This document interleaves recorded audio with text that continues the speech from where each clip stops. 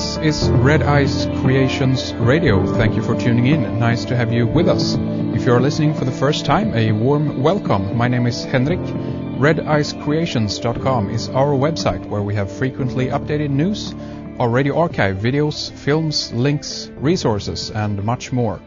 We are based out of Sweden, Scandinavia. We discuss and highlight everything from conspiracy and spirituality to the occult, the esoteric, new technology and science, philosophy, history, secret societies, geopolitics, religion, and so much more.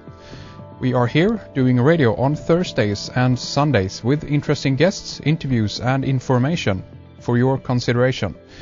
We do not tell you what to think or what you should believe, and we try to present the information in the best way we can and help to highlight the research of authors, filmmakers, other researchers, and bring their information to your attention. And we think that you should ultimately make up your own mind about the subjects we cover. Always question the information and, of course, continue the search for yourself if you find it interesting. I also want to remind you that on Sunday, the 28th of September at 7 p.m. GMT, we are starting up Red Eyes Live. That's audio and video feeds from our studio.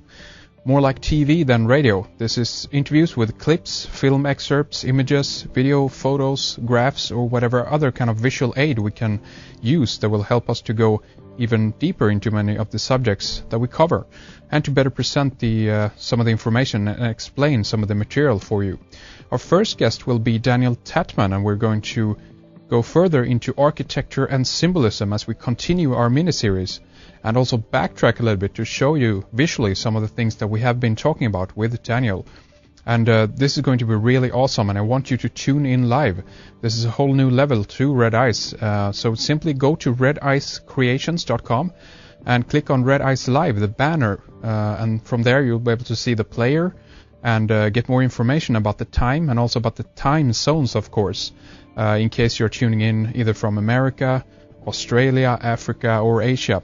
So again, Sunday, September the 28th at 7 p.m. GMT. Don't miss it.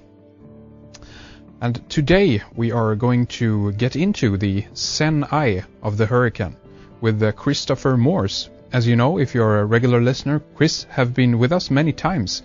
He's a frequent guest that we always like to check in on now and then and get an update from creativecosmos.org. That's Christopher's website, creativecosmos.org. Chris is an author, a writer, and a spiritual explorer, and interested in many different spiritual paths. I'd recommend you head over to his website, creativecosmos.org, take a good look around for articles, music, and of course art, and many of his interviews that he's done before. So with that, let's say welcome. Thanks for coming on again, Chris. Wonderful having you back on the program again. Hi, Henrik. Yeah, I'm glad to be back, and I'm sending out a hearty handshake across the Atlantic to you on this day. And as I was telling you, even as we were getting ready for the show, the muse is upon me. I can feel the flow happening, and I love how just having a listening audience out there initiates the flow of information and will take us to places that we can only imagine over the next hour or however long we're going to be talking today. Sounds good, Chris. Thank you very much for coming on. It's a pleasure having you back. You know, how are you been? How are things over at creativecosmos.org? Oh, things are good. You know, things are moving and changing and flowing, and you know, myself, I'm still always looking for new ways to express myself as part of my joy or part of my meditative practice. You know, one thing I've been doing lately that's kind of interesting is I've been doing some wood carvings. Yeah, I might even throw a few pictures of those up on the site maybe probably tomorrow or tonight or something, because those are kind of cool. You know, just another way to get some of the expression out. You know, that's really one thing I wanted to talk about today is how the creative cosmos, how it came about in the first place. And one of the core things that I believe it facilitates is, you know, in the expressing of yourself, you can dig into your subconscious.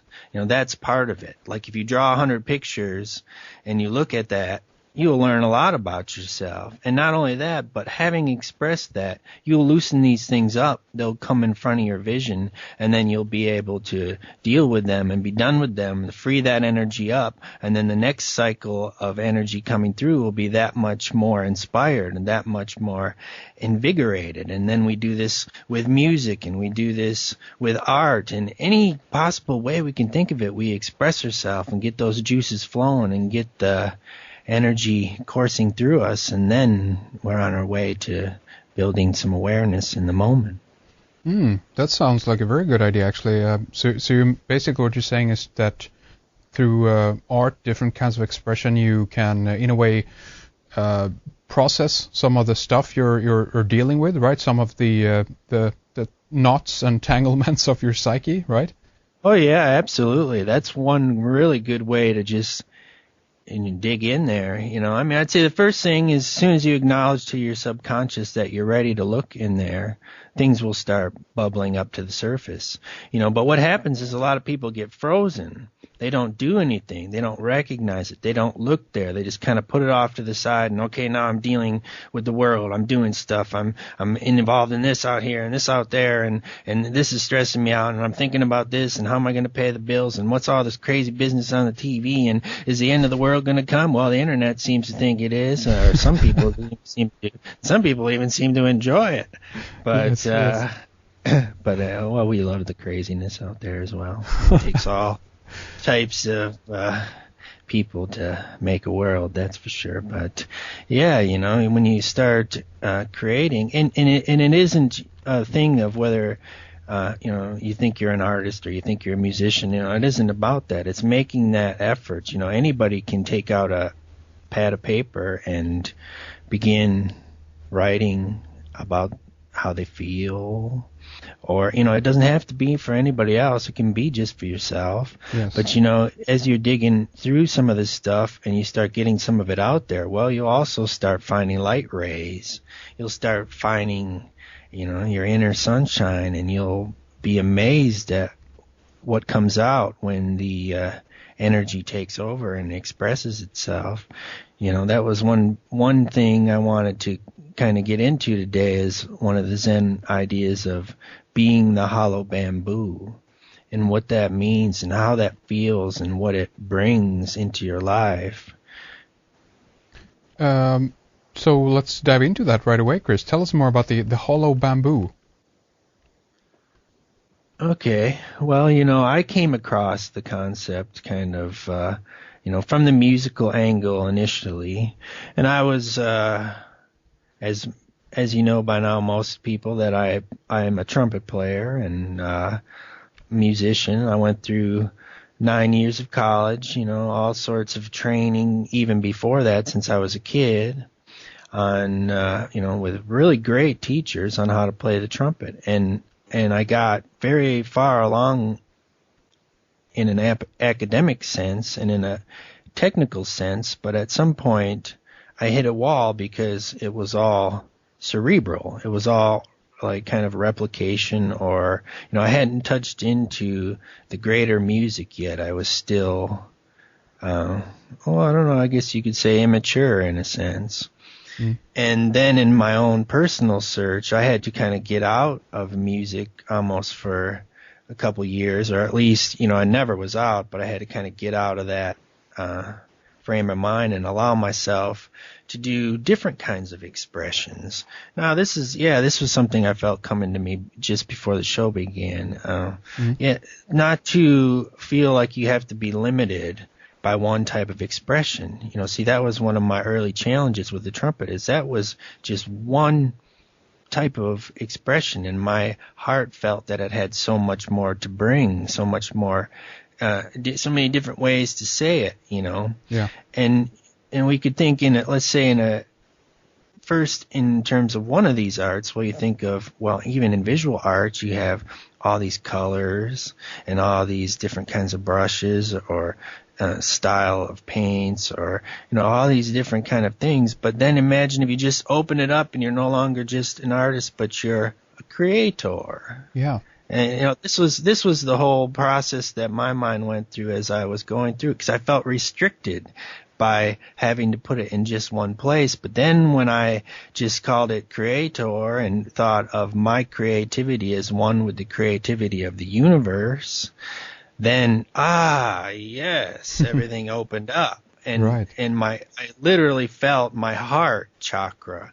This is no joke. This really happened. I felt my whole heart just open wide. It's like, and you can literally feel in the center of your chest, just this incredible fluttering, when you're doing something that is an expression of your inner creativity. It just sings through you. It just, takes you over and transports you to that place of consciousness, and also shares that message with anybody who could listen. This is a message that you don't argue with the music, you don't debate it in a political sense, you just listen to it, and it has its effect, in a vibrational sense and even on a molecular level. Indeed.